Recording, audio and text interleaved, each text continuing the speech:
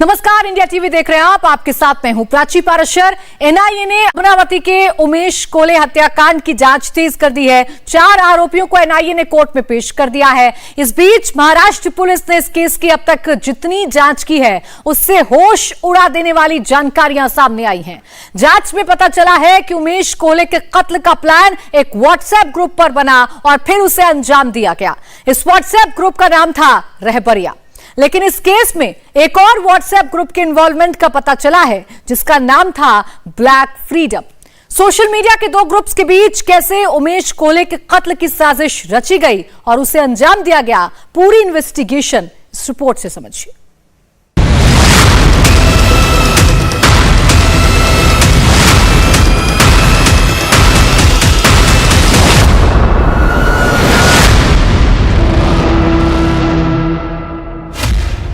Black freedom और रहबरिया, इन्हीं 2 WhatsApp group पर अमरावती के उमेश कोल्हे मर्डर की पूरी स्क्रिप्ट लिखी गई।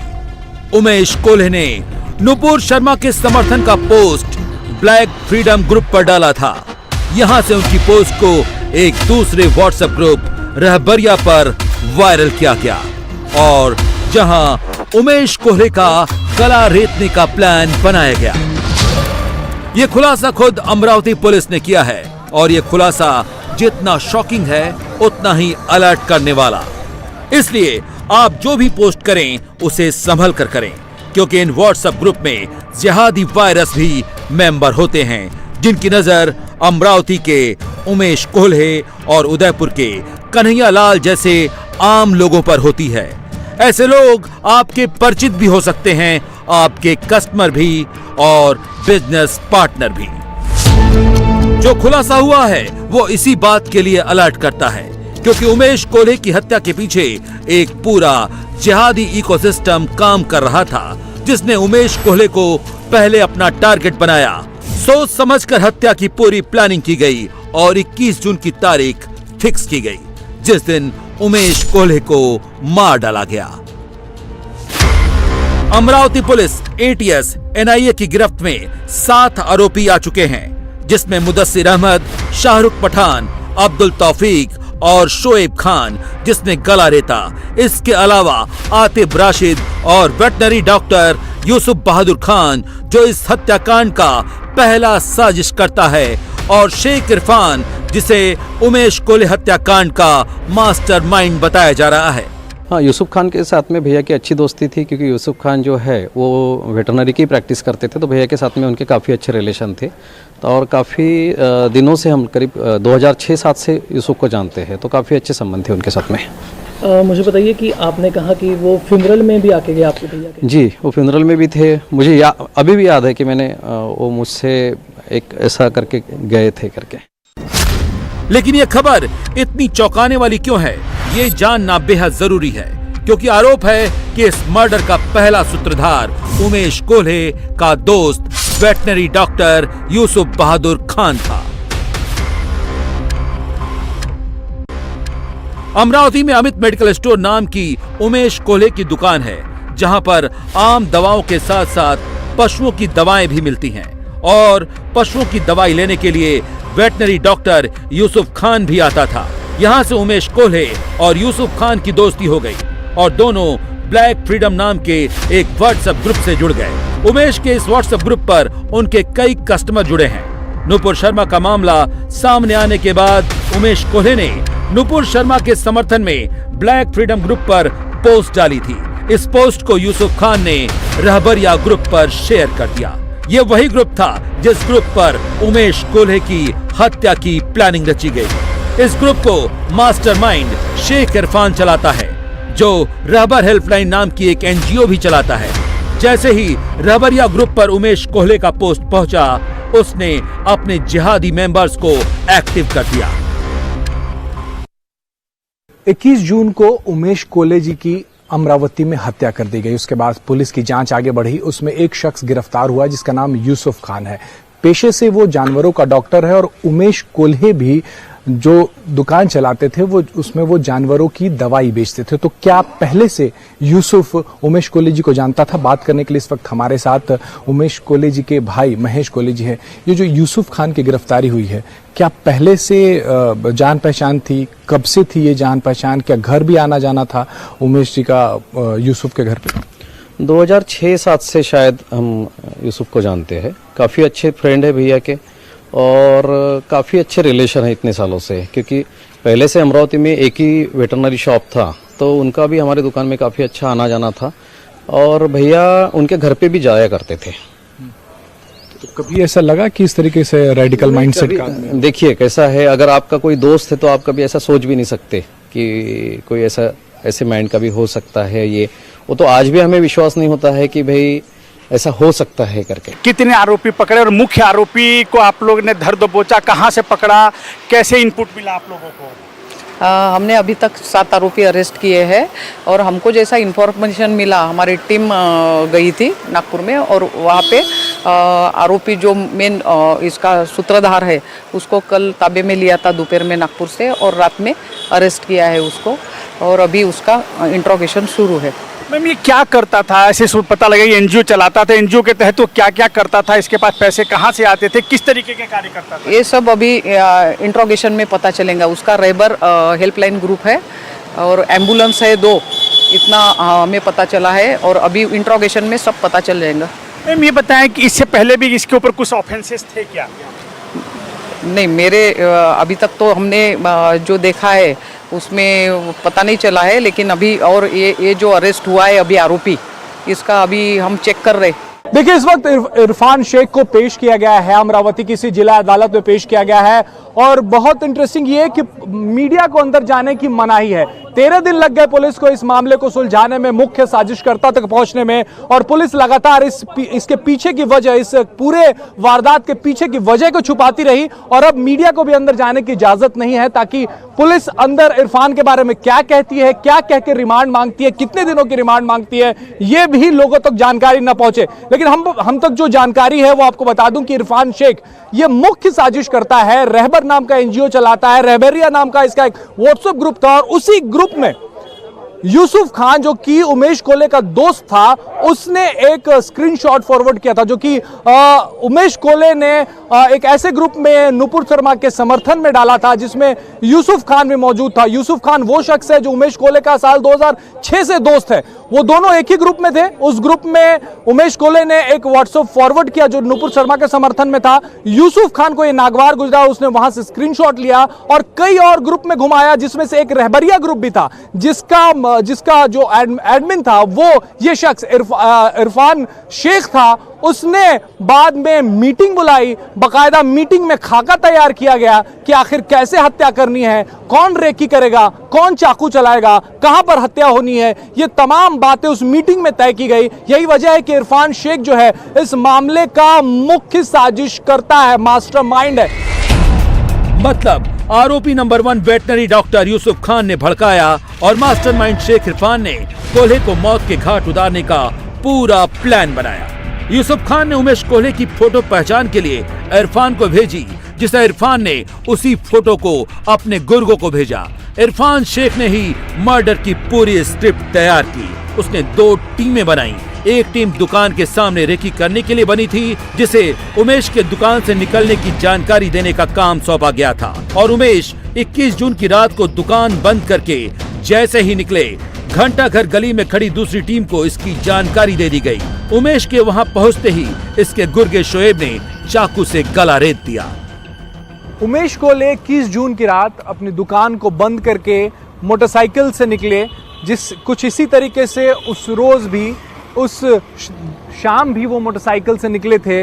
आपको मैं मोटरसाइकिल से या बाइक से जाकर बताने की कोशिश ये कर रहा हूँ कि रात के 10:30 बजे अमरावती शहर में चहल पहल रहता है। ऐसा नहीं होता कि यहाँ पर पूरी तरीके से सारी दुकानें बंद हैं या फिर कोई आ जा ना रहा हो, ऐसा बिल्कुल नहीं होता। और इसी तरीके से मोटरसाइकिल से वो बढ़ रहे थे और हमलावर ठीक पीछे उनके 2 मोटरसाइकिल, एक पर 2 शख्स सवार थे जो कि हमलावर थे, जिनके पास चाकू थे और एक शख्स जो था वो अकेला मोटरसाइकिल पर सवार था वो पूरी तरीके से मूवमेंट्स पे नजर रख रहा था।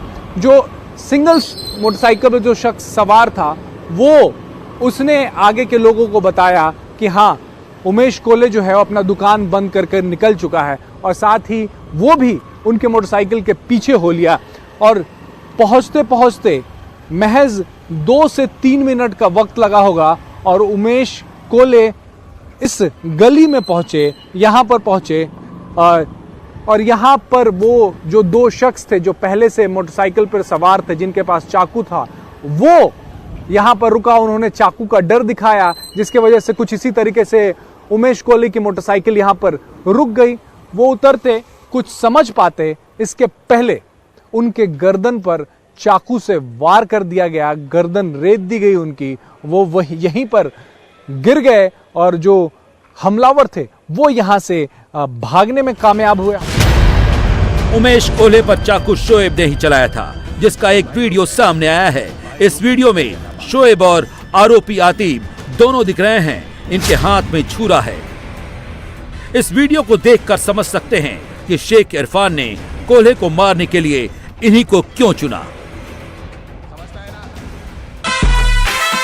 अपन भाई लोग हैं, भाई लोग की तरह रहना मांगता अपन को, समझा ना? समझता है ना? शेख इरफान ने शोएब को ताकीद की थी कि उमेश कोल्हे किसी भी तरह से बचना नहीं चाहिए। उमेश कोल्हे को कितनी बेरहमी से मारा गया उसकी तस्दीक पोस्टमार्टम रिपोर्ट कर रही है। इस हमले में उमेश के दिमाग की नस, सांस लेने वाली नली, खाना खाने वाली नली और आंख की नस एक साथ डैमेज हो गई। पोस्टमार्टम में यह भी पता चला है कि जो जख्म हुआ था वो 5 इंच चौड़ा, 7 इंच लंबा और 5 इंच गहरा था। समझ सकते हैं कि नफरत के इन सौदागरों का ना तो कोई ईमान है ना कोई धर्म।